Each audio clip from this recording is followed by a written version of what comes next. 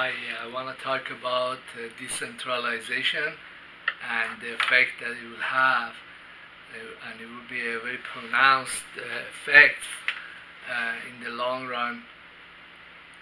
Uh, you could see it kind of in the empty malls and how a lot of people are purchasing stuff online, and the retailing is really dying out.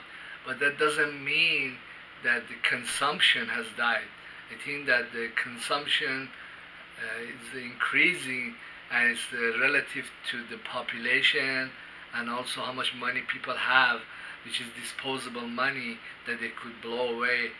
But also, I think that the people, at least not the institutions, but the ordinary people, are getting more bang out of their money for when they go shop online, because everything is so much cheaper. Many companies that sell online, all they have is like a warehouse with all the widgets and stuff in there, and then they put a couple of nice ads on eBay or elsewhere, and then whoever buys it, they just ship it. All it is the shipping cost, which is sometimes covered by the customer, but often the the supplier, they can eat the shipping cost. And I noticed that the cost to me as a consumer for many things I buy is a third or a 20% of the cost of the same item if I had gone into a retail store. Well, I could use that Hawaiian shirt example again, but I'm getting sick of that. I'm really stopped using Hawaiian shirts. I'm gonna start buying solid shirts, but this goes ditto with a lot of different products like video cameras and supplements. I buy a lot of supplements. I also buy a lot of herbs in powder or liquid extract forms. What I like about the liquid extract forms, they're so easy to consume. If I have like 10, 12 herbs that are nootropics in liquid form, I just put them in a cup of Diet Coke, and it's over. With the powder, I have to struggle with it. But the decentralization and the way people, companies can sell their products and goodies without having to go through retailing, it's a better use of the capital, better use of money, and everybody's winning. But this decentralization has gone everywhere with money, and I was watching Kaiser report that they think Bitcoin is going to go up again, and I think that Bitcoin is like a really good form of cryptocurrency, but it doesn't have cryptocurrencies don't have to be so encrypted and has to be mined and all that. Well, it's very good for Bitcoin, but there are other cryptocurrencies which are like just simply a code that was generated, and or there are different systems than blockchain. And the company, if that's a good company and maintain their system, it could go up in value, and even though it's not totally crypto, well, so what? There are many fiat currencies, and they don't all abuse their money like the U.S. Or Zimbabwe abuse their money. They some countries are careful with their fiat currency. They publish enough. They jail the bankers, and they have morals. So the value of the currency is stable, and it has been going on for many years. well, we could get rid of fiat currencies or go completely cashless. But then cashless is also a form of currency, yeah, and it's not crypto. It's just a bookkeeping method the bank uses, and if a bank, even though they have other crap going on, if they keep good books and they don't abuse their system, they don't publish a lot of their electronic money and go around shopping for themselves, then that's also a good form of money. It's not as good as Bitcoin, but even other forms of currency, they can thrive and survive. Well, I hear stuff about the deglobalization and tariffs, and some countries they can do these kinds of stuff, and I think it's very stupid to put tariffs on products, and it doesn't bring all these old industries back. Why would you want these old industries back? Why would you want to make an industry again that pollutes, has low profit margin, and the people that work there in the manufacturing, they are not able to make a good living because the wages have to be kept cheap to compete with all these foreigners. I've worked in many manufacturing companies, and that's not a very happy existence. In fact, I never wanted to be an employee or a production worker. I had studied to become an engineer or a scientist, but the stupid American companies, they kept selling themselves off to China and faraway places, and also the inherent hostility and racism that's prevalent in their companies. I have very tough times with them, and now that they're dead, then I don't really miss them. I don't know why Trump does. Well, he could bring those crap back and then put the Americans to work for them. By then, the Americans would be really poor. But the Kaiser report was saying that the Germans and some other countries, they're keeping a very good or high-end manufacturing, which is just common sense. You want to keep high-tech, and you want to innovate and make products that nobody else can manufacture. There are so much technology and sciences that have been shelved over the years. One would be like anti-gravity technology. The Germans had it in the World War II, so we can bring those out. There are tons of research on molecular biology, on artificial photosynthesis, on research on manipulating genes and making bacteria produce anything, jet fuel. There are all kinds of drugs that do all kinds of stuff besides getting you high. The nanotechnology is kicking in, 3D printing, bioprinting. There's just a lot that's waiting in the corner to come in. I'm not worried, but there was a society, or there was a certain kind of wealth that was generated in the 50s and 60s, and our political institutions that we have today in the United States, they are the creation of a long dead society, or wealthy 40s and 50s, and I'm kind of the last kind of person that would want to bring dead civilization back. I go to Sufi temple, and a lot of people in there, they ran away from Iran when they were when the Iranian Revolution happened. So a lot of them are Shahis. They support the Shah's government, but Shah's regime has been dead for like 40 years. I lived under Shah. I totally hate the Shah and that civilization or that society. I never miss it, but I hear all this crap from these guys as if like, oh my God, one day we're gonna bring that civilization back.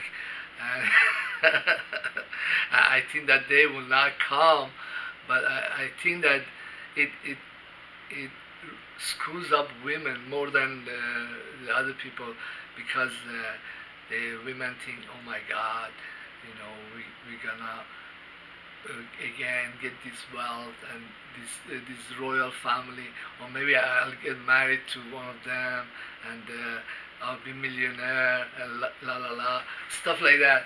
It's like Trump putting tariffs and try to bring those stupid companies and the stuff they did back, and or if we brought them back, we'll also have all that pollution and all that criminality. Well, I think that many U.S. corporations are really criminal enterprises. Well, these days they are buying their own shares back and then reselling them, playing all kinds of financial market derivatives. Who knows what else is going on? But usually it's not a good idea to bring dead things back. Did you watch Jurassic Park? The technician, he goes out of the zoo, and there's one of these zoo animals which is engineered extinct animal, and he's trying to deal with this animal. He tells him, hey, stupid, you are extinct. That's why you were dead. But the extinct animal sprays him with the poison. But usually when you bring something that's dead or extinct, then you get nasty surprises too, things that you weren't conscious that could happen. There's a lot of practices in human history, whether in manufacturing or other practices, that over the millenniums they have been outlawed or they have been forgotten. Well, Americans are the ones that like to bring these dead things. While Zionism is one of those stupid things that I don't know how this time we're gonna get rid of it. Probably gonna be in the nuclear holocaust, but then Wahhabism is a dead system. Is an extreme form of monotheism, which is so extreme it has lost its footing on the hill, and it's, even the divine has to have some kind of foothold with humanity, otherwise she would be completely irrelevant. But that kind of passes by Wahhabis. Well, going back to manufacturing, if someone outlaws or gets rid of technology, it can only happen in a political range, like in the United States or in Britain. They could get rid of foreign companies, but the technology and the manufacturing process and the kind of investors that do this stuff, it doesn't go away. If manufacturing is stopped or becomes very expensive in China, it would simply migrate to Vietnam, Malaysia, Pakistan, and India, Iran. I saw that the Saudis are manufacturing batteries. Some stuff they manufacture themselves. dog food. I think it's very strange. I think my friend was telling me that they're making dog food company in Iran too. That's very strange. But the world knows how to manufacture things, and many of these old products, there is not no glamour, there is no high profit margin with them, and the technology that goes into making them is so old, and just about every country knows how to make T-shirts, whether from nylon or cotton, and they also know all these ways to bypass U.S. laws and bring stupid T-shirts from Pakistan here, and they'll sell or they won't sell. Uh, this is the really not something that one should go into. It blends in with the discussion with zero marginal cost society, how the cost of production it will go towards zero. Why would you want to go there? Because the profits are not there. The profits are with products that are kick-ass, that do the strangest things. For example, say a product, somebody made an actual limitless pill from very exotic nootropics, that if you took the pill, oh my god, your IQ would just jump 150 points. Well, that's manufacturing, and does something extraordinary. Many people will be taking out their checkbook and say, I want to buy a bunch of these, right? Well, manufacturing has a purpose, meaning somebody who does that is usually somebody who has done it before, and they are also looking for profits from new markets or niche markets, and it has a life of its own. It has its own volition. Well, I don't know what directions AI and robotics will take. I think I've seen some sex bots. They are becoming very sophisticated. People like me, that women in the United States just kind of kick around.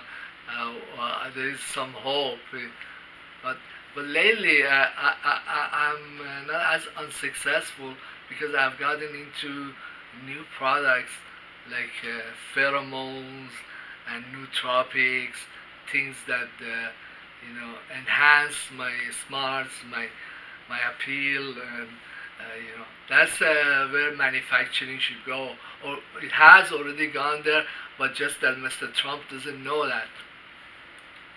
Well, I also like smart contracts and how blockchain is going to be used in decentralized voting, or voting by computer or email, or keeping track of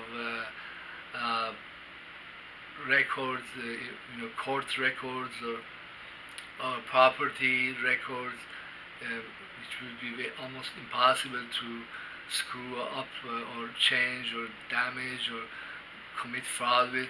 And technology has a life of its own, manufacturing, and it will innovate on itself, either here in the United States or elsewhere. And I think that now or in the future, having a huge population like India or China is itself a kind of wealth, because you have all these consumers which are like a captured audience for your industry. And the United States, if it wasn't afflicted with the white minority, deeply hostile to other races, if we had a much higher immigration, we would have more people. I think that with the amount of land the United States has, it could support in agriculture and food production as much as 1 billion people, maybe more. because our size is comparable to India and China. And also, when there is large population which is diverse, many industries that they make everyday products or very passive products, they have a foothold and they can manufacture a tremendous amount. That's the kind of wealth that China or India are going to be walking into. I think Iran is also manufacturing many products. My brother was telling me that Iran is manufacturing their own, glucometer, their own needles, their own insulin, and they have their own consumers. And another effect of large population is there will be a lot of people wanting to work. The wages will collapse, but then who cares? Who cares if all these fat Americans, they're not getting paid handsomely? There will be a lot of people wanting to work, and many industries can flourish. The company will flourish and make very cheap products that these guys can buy. So it's a wealth, but it's not the kind of wealth the Americans are used to. Thank you very much for being in my YouTube channel. I'm very neglected by academic institutions, by by established economists, by established scientists, and I would appreciate if you liked my video, if you found new ideas, to use this video and show it in your school or your program, and so I would get some kind of publicity, or I'm very much an underdog these days. Well, actually I've gone into Patreon and Gap, but I feel very neglected. Thank you. Please leave a comment and don't be shy.